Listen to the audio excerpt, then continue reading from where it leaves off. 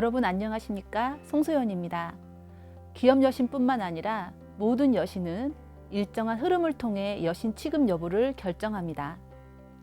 먼저 차주를 분석하고 자금 용도가 적정한지 검토하고 이 여신을 잘 갚을 수 있을지 상환 능력을 검토하고 혹시라도 부실나면 채권을 회수할 수 있을지 채권 보전을 검토하고 마지막으로 적정한 마진을 확보할 수 있을지 수익성을 검토해야 합니다.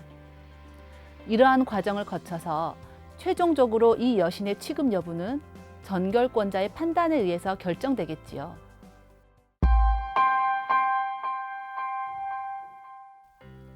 여신을 신청한 차주를 분석하기 위해서는 먼저 차주가 영위하는 업종의 전후방 산업을 파악해야 합니다.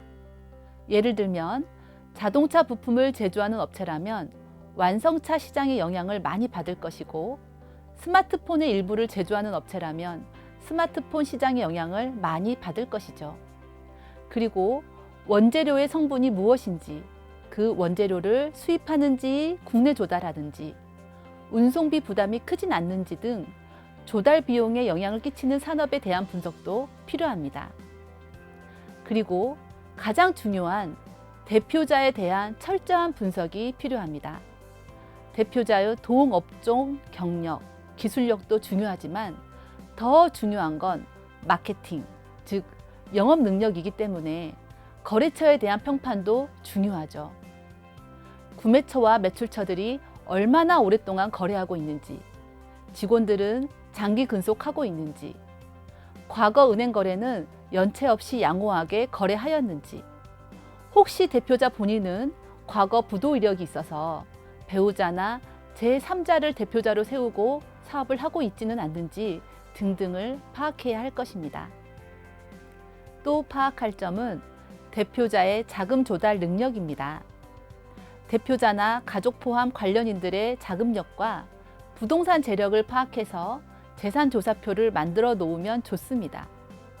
여신을 취급할 때 담보 제공 능력이나 향후 추가 여신 신청 시 최악에는 부실이 우려될 때도 재산조사표가 많은 도움이 될 것입니다. 이러한 종합적인 검토를 할 때에는 반드시 사업장을 방문해서 대표자와의 면담을 통해 차주의 상환 의지, 사업 능력을 파악하셔야 합니다.